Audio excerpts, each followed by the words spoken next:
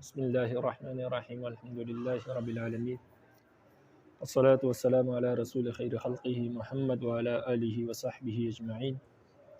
سبحانک لا علم لنا الا ما علمتنا انک انت العلیم الحکیم ربی زدنی علما ربی زدنی علما ربی زدنی علما رب اشرح لی صدری ویسر لی امری واحلل عقدۃ من لسانی یفقهوا قولی والمعراج لرسول اللہ علیہ السلام فی الیقظة بشخصه إلى السماء ثم إلى ما شاء اللہ تعالی من العلا حق۔ فرماتے ہیں نبی علیہ السلام کے لیے، رسول اللہ صلی اللہ علیہ وسلم کے لیے معراج یعنی آسمانوں پر جانا بیداری کی حالت میں بشخص ہی بدن کے ساتھ آسمانوں کی طرف، پھر آسمانوں سے لے کر جہاں تک اللہ نے چاہا بلندیوں میں سے لے گئے۔ فرماتے حق، یہ معراج حق ہے، ثابت ہے۔ یہ معراج بالکل حق ہے اور ثابت ہے۔ یہاں سے مصنف رحمہ اللہ نے معراج کا ذکر کیا اس لیے کہ بعض لوگ نبی علیہ السلام کے معراج کے منکر ہے، وہ معراج کو نہیں مانتے، وہ یہ نہیں مانتے کہ نبی علیہ السلام نے آسمانوں کی سیر کی اور پھر رب العالمین سے ملاقات کی۔ وہ فرماتے ہیں یہ معراج جو ہے یہ صرف خواب نبی علیہ السلام نے دیکھا تھا، اور خواب میں نبی علیہ السلام کو سیر ہوئی، تو اس لیے مصنف نے فرمایا کہ نہیں، ایسی بات نہیں ہے۔ نبی علیہ السلام کے لیے معراج بیداری کی حالت میں، نبی علیہ السلام سوئے نہیں تھے، بیدار تھے۔ نمبر 2، بشخصی ان کے بدن کے ساتھ الی السماء، آسمانوں تک لے گئے، بیداری کی حالت میں اپنے بدن کے ساتھ۔ خواب میں تو صرف روح کو سیر ہوتی ہے، تو بدن کے ساتھ لے گئے رب العالمین نبی علیہ السلام کو آسمانوں کی طرف، اور پھر آسمانوں سے لے کر جہاں تک اللہ نے چاہا آپ صلی اللہ علیہ وسلم کو لے گئے، اور یہ معراج حق ہے، ثابت ہے۔ اور بھی مختلف باتیں ہیں، بعض لوگ نبی علیہ السلام کے معراج کے صرف اس حد تک قائل ہے جتنا قرآن میں ذکر ہے کہ نبی علیہ السلام مسجد حرام سے مسجد اقصیٰ تک گئے، آسمانوں تک جانے کے وہ قائل نہیں ہیں، جس کو اسراء کہتے ہیں، یعنی نبی علیہ السلام کو مسجد حرام سے بیت المقدس تک لے گئے۔ یہ تو قرآن میں ثابت ہے، سبحان الذی اسریٰ بعبدہ لیلا من المسجد الحرام الی المسجد الاقصیٰ، لیکن آسمانوں کا ذکر قرآن میں نہیں ہے، یہ حدیث میں ہے۔ تو اس لیے کیونکہ وہ حدیث کے منکر ہے تو وہ پھر معراج کے منکر ہے۔ تو مختلف باتیں ہیں، بہرحال آپ یہ صرف یہ عبارت ذہن میں رکھیں، اس میں مصنف نے مختلف دعوے کیے ہیں، اور ان دعووں سے اصل میں مصنف کی مراد اور مقصود بعض لوگوں پر رد کرنا ہے۔ تو پہلے جو یہ کہا کہ یہ معراج ثابت ہے، ثابت کا مطلب یہ ہے کہ ای ثابت بالخبر المشہور، یہ معراج جو ہے خبر مشہور کے ساتھ ثابت ہے۔ خبر مشہور وہ روایت ہے جس کو صحابہ نے روایت کیا ہو، کئی صحابہ نے، اور پھر ان صحابہ سے اتنے تابعین نے روایت کیا ہو کہ ان تابعین کا جوڑ پر جمع ہونا ممکن نہ ہو، تو اس کو خبر مشہور کہتے ہیں۔ باقی اس کی تفصیل آپ نے اصول حدیث میں پڑھی ہوگی یا پڑھ لیں گے۔ تو خبر مشہور سے یہ معراج ثابت ہے، اس لیے اس کا جو منکر ہے، معراج کا جو منکر ہے، حتیٰ ان منکرہ یکون مبتدعا، یہاں تک کہ خبر مشہور سے جو چیز ثابت ہو اس کا انکار کرنے والا بدعتی ہوتا ہے، تو لہٰذا ان منکرہ یکون مبتدعا، معراج کا انکار کرنے والا مبتدع ہے یعنی بدعتی ہے، اہل سنت والجماعت سے خارج ہے۔ وإنكاره وادعاء استحالته انما يبتني على اصول الفلاسفہ، اور فرماتے ہیں کہ یہ معراج کا انکار کرنا اور اس کے محال ہونے کا دعویٰ کرنا، یعنی یہ دعویٰ کرنا کہ معراج ممکن ہی نہیں ہے، یہ دعویٰ کرنا، فرماتے ہیں اس کا انکار اور اس کے محال ہونے کا جو دعویٰ ہے یہ فلاسفہ کے اصول پر مبنی ہے، یعنی جو لوگ فلسفے کو مانتے ہیں، فلسفے پر یقین رکھتے ہیں، تو فلسفے کی اصولوں کے مطابق معراج ممکن نہیں ہے، اس لیے ان لوگوں نے اس کا انکار کیا، یعنی ذہن اور عقل کے اعتبار سے معراج ممکن نہیں ہے، اس لیے ان لوگوں نے اس کا انکار کیا۔ اور فلسفے کے جو اصول ہے جس بنا پر انہوں نے انکار کیا وہ کیا ہے؟ وہ یہ ہے کہ جو آسمان ہے یہ پھٹ نہیں سکتا، آسمانوں میں درار نہیں پڑ سکتی، اور اگر درار پڑ جائے تو پھر یہ دوبارہ جڑ نہیں سکتے۔ یہ فلاسفہ کے اصول ہے، فلسفی اس کو مانتے ہیں کہ آسمان پھٹ نہیں سکتا، اگر پھٹ جائے دوبارہ جڑ نہیں سکتا۔ تو مصنف اس کا جواب دیتے ہیں کہ بات یہ ہے کہ آسمان پھٹ بھی سکتا ہے اور دوبارہ جڑ بھی سکتا ہے، اور اس پر دلیل یہ ہے کہ رب العالمین نے جتنے بھی اجسام پیدا کیے ہیں وہ سارے اجسام جو ہے برابر ہے۔ جو بات ایک پر صحیح سالم درست آتی ہے وہ دوسرے اجسام پر بھی وہ بات درست آتی ہے۔ جیسے زمین ہے، ہم زمین کو بعض اوقات پھاڑتے ہیں، اس کو کھودتے ہیں، اس میں کوئی چیز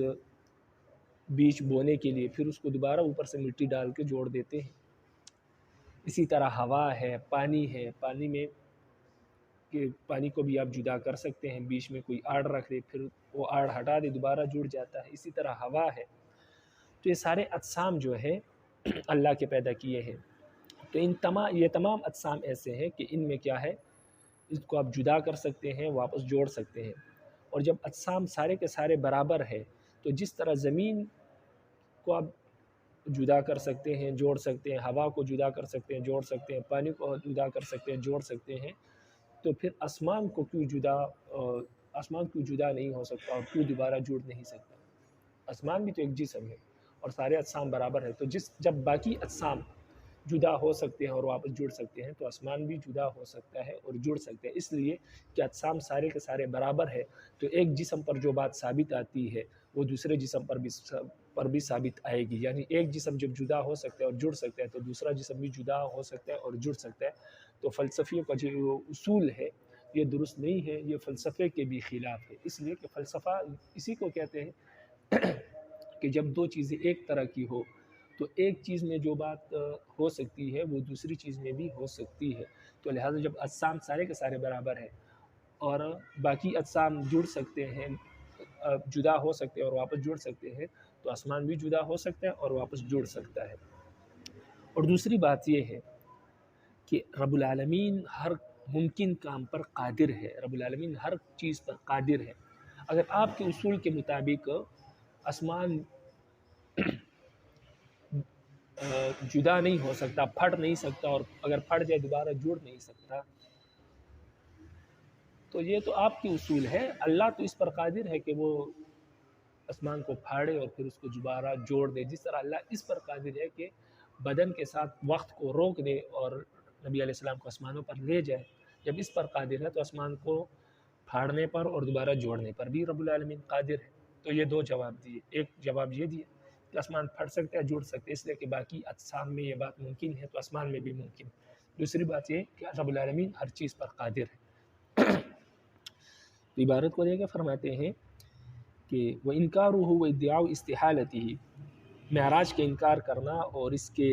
کو محال جاننے کا دعویٰ کرنا، یعنی اس کے ناممکن ہونے کا دعویٰ کرنا، انما یبتنی علی اصول فلسفہ، فرماتے ہیں یہ فلسفے کے اصول پر مبنی ہے، اس کے انکار اور اس کے محال ہونے کا جو دعویٰ ہے۔ وَإِلَّا وَگَرْنَا فَالْخَرْقُ وَالْإِلْتِيَامُ عَلَى السَّمَاوَاتِ جَائِزٌ، اگر ہم اس کو مان لیں، فلسفی کہتے ہیں اگر ہم اس کو مان لیں تو اس سے آسمان کا پھٹنا والالتیام اور دوبارہ جڑنا علی السماوات آسمانوں پر جائز ہو جائے گا، یعنی آسمانوں کا پھٹنا اور دوبارہ جڑنا یہ درست ہو جائے گا، حالانکہ نہ آسمان پھٹتا ہے اور اگر پھٹ جائے تو جڑتا نہیں ہے، یہ فلسفی کہتے ہیں۔ تو مصنف فرماتے ہیں والاجسام متماثلۃ، اجسام سارے کے سارے برابر ہے، یصح علی کل ما یصح علی الاخر، جو بات ایک جسم پر ثابت آتی ہے، جو بات تمام اجسام پر ثابت آتی ہے، جو بات ایک جسم پر ثابت آتی ہے یا ہر جسم پر ثابت آتی ہے وہ دوسرے اجسام پر بھی ثابت آتی ہے، یعنی جب ایک جسم پھٹ سکتا ہے اور جڑ سکتا ہے تو دوسرے جو اجسام ہے وہ بھی ایک جسم ہے، وہ بھی پھٹ سکتا ہے اور دوبارہ جڑ سکتا ہے، اس لیے کہ اجسام سارے کے سارے برابر ہے۔ تو ایک جواب یہ دیا، تو لہٰذا آسمان بھی پھٹ سکتا ہے اور جڑ سکتا ہے۔ تو فلاسفہ جو کہتے ہیں کہ آسمان نہیں پھٹ سکتا، اگر پھٹ جائے تو جڑ نہیں سکتا، یہ بات درست نہیں۔ दूसरा जवाब, वल्लाहु ताला कादिरुन अला अल मुमकिनाति कुल्लिहा, रब्बुल आलमीन तमाम मुमकिन चीज़ों पर कादिर है। तो आसमान का फट जाना, दोबारा जोड़ना, ये भी मुमकिनात में से, इसलिए कि ये भी बाकी अजसाम की तरह एक जिस्म है, तो लिहाजा रब्बुल आलमीन इस पर भी कादिर है। इस तरह नबी अलैहिस्सलाम को आसमानों पर ले जाना और फिर उनको सैर कराना, जब इस पर कादिर है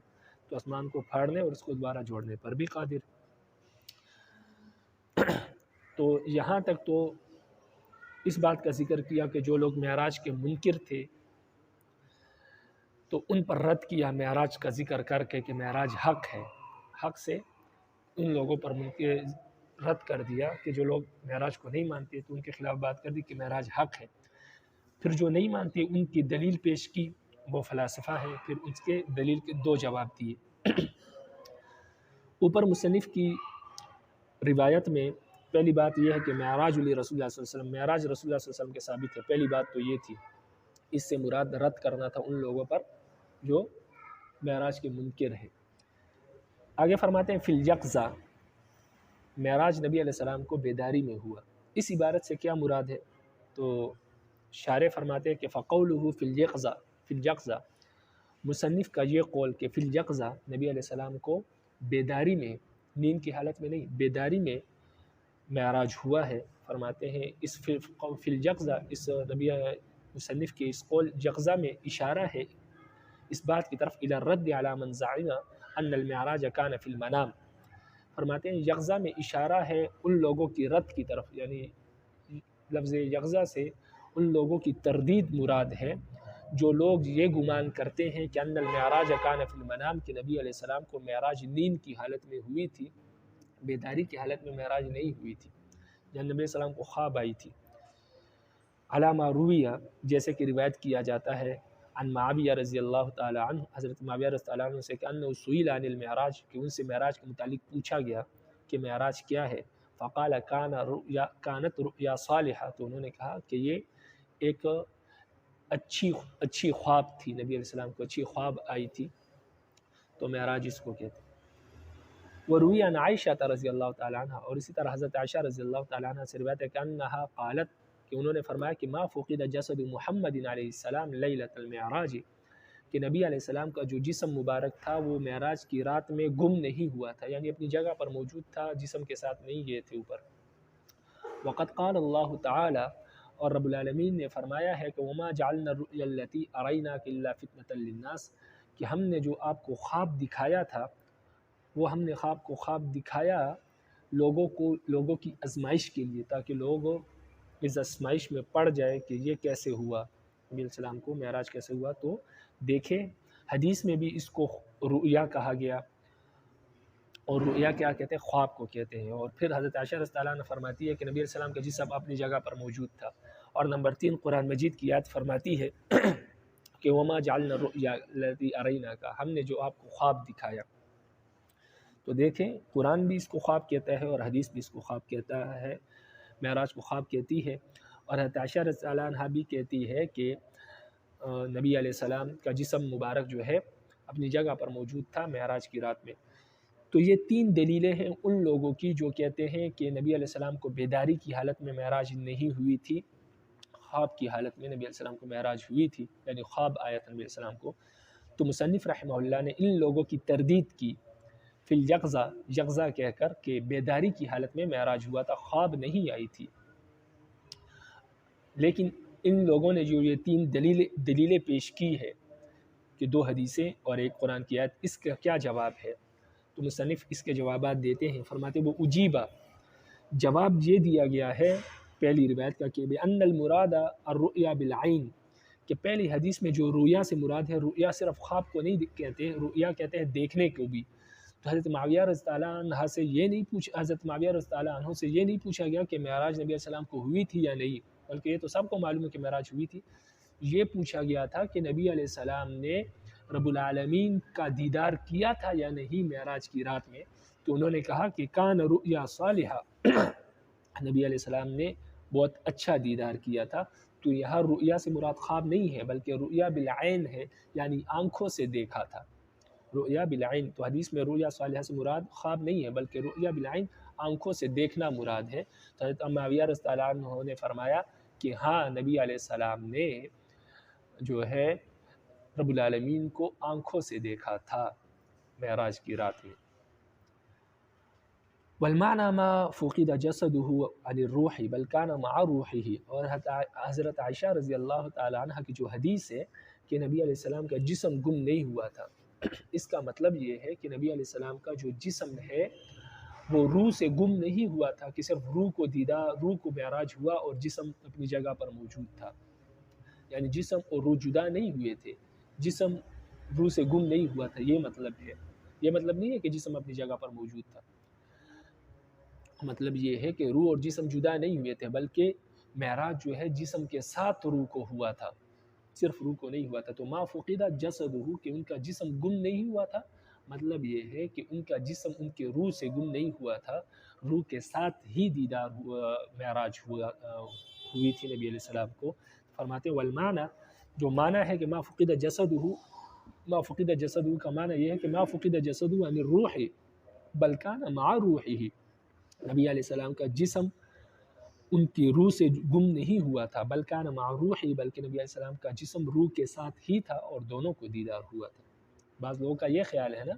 کہ نبی علیہ السلام کے روح کو دیدار ہوا، روح کو معراج ہوا اور نبی علیہ السلام کا جسم اپنی جگہ پر موجود تھا، تو حضرت عائشہ فرماتی ہے کہ نہیں، روح جسم سے جدا نہیں ہوئی تھی اور جسم روح سے گم نہیں ہوا تھا، بلکہ روح جسم کے ساتھ تھی اور دونوں کو معراج ہوا، بل کان مع روحہ، بلکہ جسم کو معراج روح کے ساتھ ہوا تھا، صرف روح کو معراج نہیں ہوا تھا۔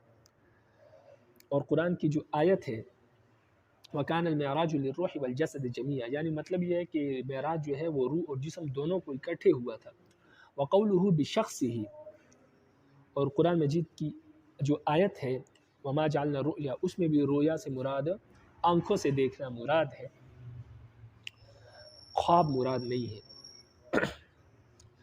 اب مصنف کی عبارت کو دوبارہ دیکھیں تو مصنف کی عبارت میں جو دوسرا لفظ ہے فی الیقظہ کے بعد، فی الیقظہ بشخصہ، بشخصی کا لفظ ہے کہ بدن کے ساتھ، نبی علیہ السلام کے بدن کے ساتھ روح کو معراج ہوا تھا، تو بدن کا لفظ ہے کہ نبی علیہ السلام کے بدن کو معراج ہوا تھا، ان کے بدن کو آسمانوں پر لے گئے تھے، خواب نہیں آئی تھی۔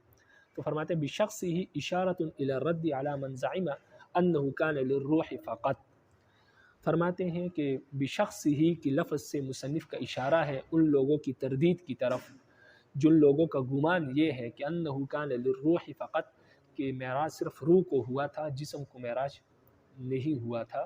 تو ان لوگوں کی تردید کی بشخص ہی کے ساتھ کہ معراج جسم کے ساتھ ہوا تھا، صرف روح کو نہیں ہوا تھا۔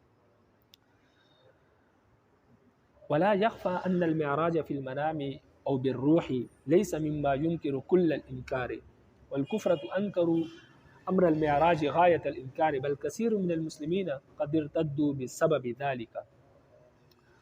اور دوسری دلیل اس کی یہ ہے کہ معراج بدن کے ساتھ ہوا تھا۔ اس کی دوسری دلیل یہ ہے کہ یہ بات مخفی نہیں ہے کہ نیند میں معراج ہونا یا روح کا آسمانوں پر جانا یہ ایسی چیزیں نہیں ہیں جس کے لوگ انکار کرے اور کفار جن کا انکار کرے، حالانکہ کافروں نے تو معراج کا بہت زیادہ انکار کیا تھا، بلکہ بہت سے مسلمان اس وقت جب نبی علیہ السلام نے معراج کا ذکر کیا تو انہوں نے اس بات کو غیر ممکن سمجھ کر اور محال سمجھ کر نبی علیہ السلام کی انکار کیا اور مرتد ہو گئے۔ تو اگر خواب کی بات تھی تو خواب کا تو کوئی انکار نہیں کرتا، خواب تو عام شخص کو بھی ہو سکتا ہے، چہ جائے کہ نبی کو خواب میں معراج ہو۔ خواب میں عام لوگ جنت میں پھرتے ہیں، کسی کو جہنم نظر آتی ہے، بعض لوگ عرشوں پر پھرتے ہیں، اور حضرت علی رضی اللہ عنہ کا قول ہے جب انسان سو جاتا ہے تو روح جسم سے جدا ہو کر، روح کا جسم کے ساتھ تعلق رہتا ہے لیکن روح جدا ہو کر آسمانوں پر چلی جاتی ہے، اور کبھی کبھار وہ دوسری ارواح سے اس کی ملاقات ہوتی ہے، یا بعض اوقات وہ آسمانوں کی سیر کرتی ہے، بعض اوقات جنت میں چلی جاتی ہے، یا بعض اوقات جہنم کے کناروں پر چلی جاتی ہے، تو جنت جہنم یہاں جسم کو خواب میں نظر آتا ہے۔ پھر تو یہ تو عام شخص کے لیے بھی ممکن ہے کہ وہ خواب میں جنت کا نظارہ کرے یا جہنم کو دیکھے یا آسمانوں کی سیر کرے، یا اسی طرح اس کی روح جو ہے جب وہ سو جائے وہ آسمانوں کی سیر کرے اور یہاں اس کو خواب میں نظر آئے۔ فرماتے یہ تو ممکن ہے، اس کا تو کوئی انکار نہیں کرتا، لیکن ہم دیکھتے ہیں جب نبی علیہ السلام نے مشرکین مکہ کے سامنے یہ بات رکھی کہ میں نے آسمانوں کی سیر کی ہے اور جنت جہنم کو دیکھا ہے اور ایک رات میں یہ سب کچھ ہوا، تو ان لوگوں نے انکار کیا۔ تو انکار اسی لیے کیا کہ نبی علیہ السلام یہ کہہ رہے تھے کہ جسم کے ساتھ میں نے معراج کی ہے، جسم کے ساتھ میں نے یہ سب کچھ دیکھا ہے، اور میں بیدار تھا، خواب میں نہیں تھا۔ اگر خواب ہوتا تو پھر تو انکار کرنے کی کوئی وجہ نہیں تھی۔ حالانکہ کافروں کو تو چھوڑے، بہت سے مسلمانوں نے اس کا انکار کیا، کیونکہ جب ایک شخص نے کلمہ پڑھا ہے کسی کا تو وہ خواب کا تو انکار نہیں کرے گا۔ اس کے سامنے کوئی کہے کہ میں نے خواب دیکھی ایسی، تو وہ انکار نہیں کرے گا، کیونکہ خواب تو عام بندہ بھی دیکھ سکتا ہے، چاہے جائے کہ جس انسان نے کلمہ پڑھا ہو اس نے دیکھا ہو، جو نبی ہو۔ لیکن بعض مسلمانوں نے بھی انکار کر دیا، کیونکہ ان لوگوں نے، مسلمانوں نے بھی اس چیز کو ناممکن سمجھا اور محال سمجھا، اس لیے انہوں نے بھی انکار کیا کہ نہیں، ایسا نہیں ہو سکتا، اور وہ انکار کی وجہ سے مرتد ہو گئے۔ تو فرماتے ہیں کہ بشخص ہی سے اشارہ ہے ان لوگوں کی تردید کی طرف جو یہ گمان کرتے ہیں کہ صرف روح کو معراج ہوئی تھی فقط۔ ولا یخفا، اور یہ بات مخفی نہیں ہے کہ ان المعراج فی المنام او بالروح لیس مما ینکر کل الانکار۔ فرماتے ہیں یہ بات مخفی نہیں ہے کہ نیند میں معراج ہونا یا روح کو معراج ہونا یہ ان چیزوں میں سے نہیں ہے جس کا انسان کلیتاً انکار کر دے، اس لیے کہ خواب کا تو کوئی انکار نہیں کرتا، بلکہ کافر بھی مانتے ہیں، اچھے جائے کہ مسلمان انکار کرے۔ والکفرۃ انکروا امر المعراج غایت الانکار، حالانکہ خواب میں یا روح کو معراج ہونا یہ ایسی چیزوں میں سے نہیں ہے جس کا انکار کرے۔ حالانکہ ہم دیکھتے ہیں کہ کافروں نے تو معراج کے معاملے میں بہت سخت انکار کیا معراج کا،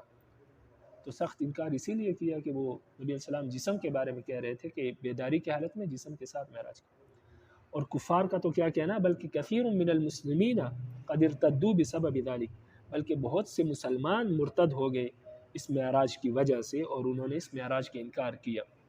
تو اگر یہ خواب کی بات ہوتی تو پھر تو انکار کرنے کی کوئی وجہ نہیں بنتی کہ مسلمان یا کافر اس کا انکار کرے۔ لیکن معراج کے معاملے کے انکار کو جب ہم دیکھتے ہیں تو معلوم ہوتا ہے کہ یہ خواب کا معاملہ نہیں تھا۔ نبی علیہ السلام نے یہ کہا تھا کہ میں نے بیداری کی حالت میں اپنے جسم کے ساتھ معراج کی، اس لیے انہوں نے انکار کیا۔ تو بشخص ہی سے ان لوگوں کی تردید مراد ہے جو کہتے ہیں کہ معراج صرف نبی علیہ السلام کی روح کو ہوا تھا یا نبی علیہ السلام کو خواب میں معراج ہوئی تھی۔ آگے لفظ ہے الی السماء، آسمانوں کی طرف نبی علیہ السلام کو معراج کی رات نبی رب العالمین لے گئے تھے۔ فرماتے الی السماء اشارۃ الی الرد علی من زعم ان المعراج فی اليقظة لم يكن لا الی البیت المقدس علی ما نطق به الکتاب۔ فرماتے ہیں الی السماء اشارہ ہے ان لوگوں کی تردید کی طرف جو یہ گمان کرتے ہیں کہ بیداری کی حالت میں نبی علیہ السلام کو جو معراج ہوئی تھی وہ آسمانوں کی طرف نہیں ہوئی تھی، بلکہ صرف بیت المقدس کی طرف ہوئی تھی جو کتاب اللہ میں موجود ہے، یعنی قرآن مجید میں موجود ہے۔ تو بعض لوگ کہتے ہیں کہ نبی علیہ السلام کو جو بیداری میں معراج ہوئی تھی وہ صرف مسجد حرام سے لے کر مسجد اقصیٰ کی طرف ہوئی تھی، اس سے آگے وہ آسمانوں کی معراج کے وہ لوگ منکر ہیں۔ یہ منکرین حدیث اس بات کے قائل ہیں کہ نبی علیہ السلام کو معراج صرف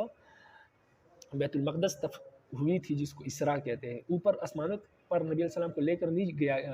بیداری کی حالت میں لے کر نہیں گئے تھے رب العالمین، بلکہ آسمانوں پر تو نبی علیہ السلام جو لے کر گئے تھے وہ خواب میں ہوئی تھی وہ معراج۔ تو مصنف نے ان لوگوں کی تردید کی اور فرمایا کہ نہیں، بیت المقدس کی طرف نبی علیہ السلام کو صرف معراج نہیں ہوئی تھی، بلکہ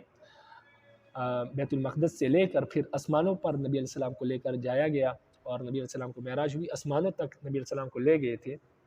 تو یہ معراج نبی علیہ السلام کو ہوئی تھی آسمانوں تک۔ تو ان لوگوں کی تردید کر دی جو کہتے ہیں کہ صرف بیت المقدس تک نبی علیہ السلام کو معراج کی رات میں لے کر جایا گیا تھا، اس سے آگے لے کر نہیں گئے تھے۔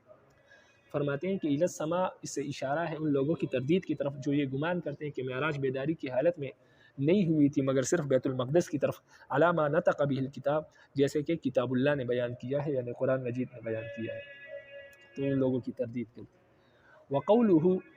ثم الی ما شاء اللہ تعالی اشارۃ الی اختلاف اقوال السلف، اور مصنف کا یہ قول کہ الی ما شاء اللہ تعالی، پھر جہاں تک اللہ نے چاہا نبی علیہ السلام کو لے گئے اور آسمانوں میں سیر کرائی۔ فرماتے ہیں اس سے اشارہ ہے معراج کے معاملے میں مختلف اقوال کی طرف، سلف صالحین کے مختلف اقوال کی طرف۔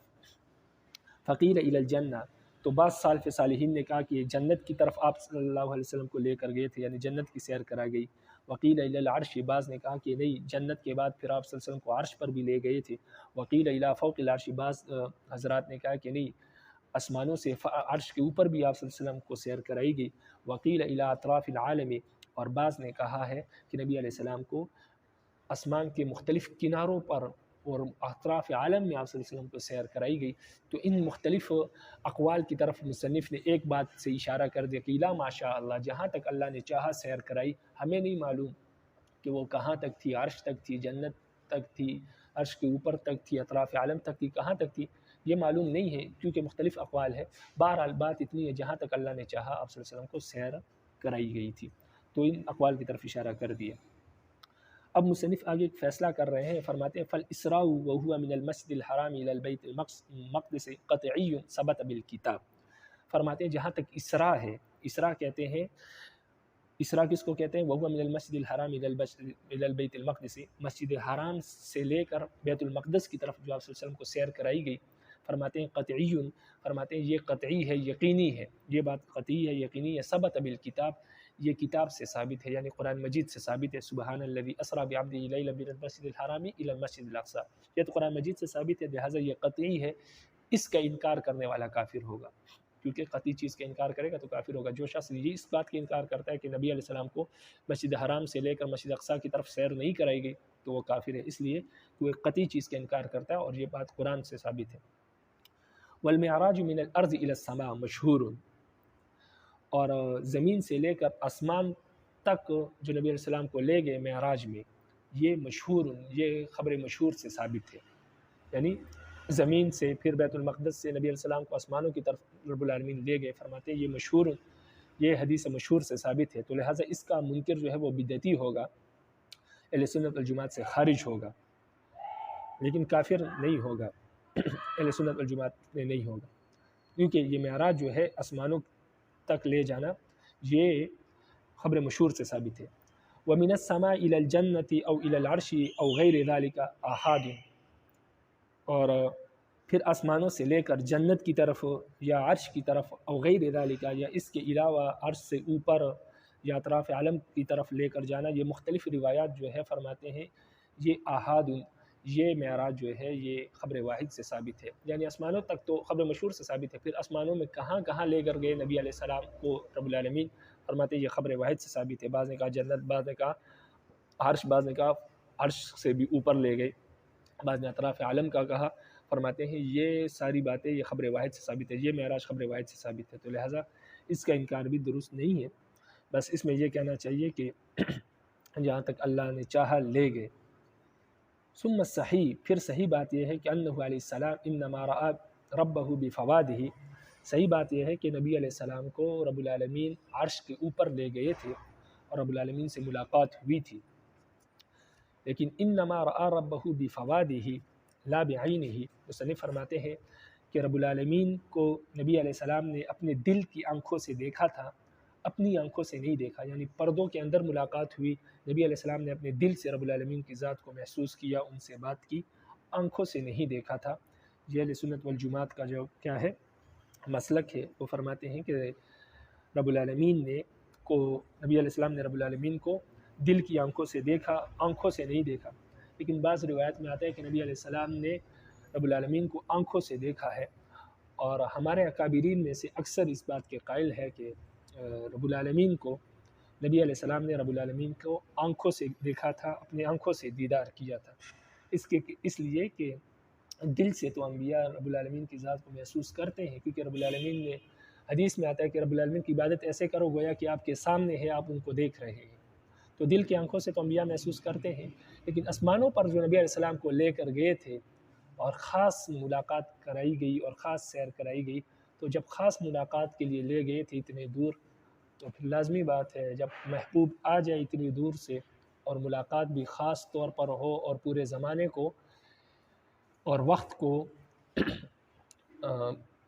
جام کر دیا جائے